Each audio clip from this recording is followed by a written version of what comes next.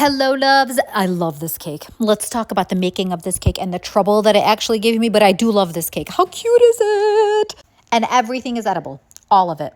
So I'm pretty sure you guys seen my shorts on how I made the toppers. I didn't want all the pumpkins to be a huge ball of fondant. That's a lot of fondant and it gets heavy on the cake. So I made a lot of them out of Rice Krispie treats and I covered them in fondant. And then I just used a plain marker to draw on the face. I mean, what's the worst that can happen if you eat it? Diarrhea? I'm just kidding. It's edible marker. Same thing for the ghost. I used a Rice Krispie treat and I just covered it in a white sheet of fondant. And it was nice because the Rice Krispie treat didn't really need to have a shape. So now I put those on the side. And to start on the cake, I wanted to give it the pumpkin look, right? But this cake had a filling of chocolate mousse. And this is why, like most cake artists would use buttercream in the middle when they're doing structured cakes like this. Because you don't have to worry about the filling seeping out. As you can see, look at it. It's right there. The chocolate mousse is coming out. So I was like, oh no, I hope it doesn't seep into the bottom of the cake. That happened to me before when I first started making cakes and strawberry juice kind of leaked to the bottom. And then the customer messaged me and she's like, oh my God, I can't believe I paid $80 for this. And it was a cake that literally fed 50 people. Yeah, definitely undercharged. I was in tears. I was like, you could just wipe it off. It was just on the board, really. Anywho, so I was like, all right, let's cover that up with buttercream so that it doesn't come out. And let me tell you how kind of icing this cake was really difficult. I wanted to actually ice it with orange buttercream, but after icing it in white, I was like, this is going to take forever. This is not going to be easy. Let's just cover it in fondant, which might be easier. Or so I thought. I don't know what was going on with the fondant and why it was tearing on me. So I got it all iced, right? Put it in the fridge, got it out, covered it in fondant.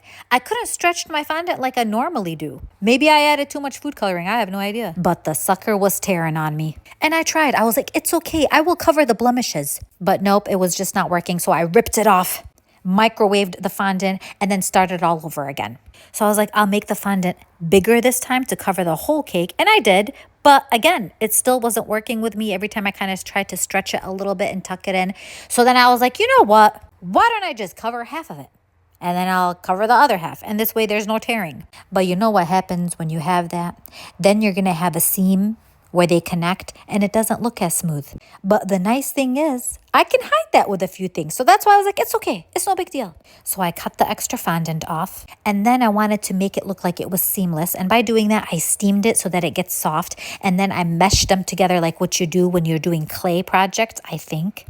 And then I smoothed them out with a napkin, Bounty napkin, because it doesn't leave any napkin crumbs behind. Honestly, Bounty should promote me for this one. I've reached out to them, but they never really answer back. So we're just going to call this Lounty napkins. And then I get a piece of its own fondant and I rub it together with cornstarch. And that kind of helps to smooth out the seam. Now, it's not perfect, but that's what I'm going to do. I'm going to cover it.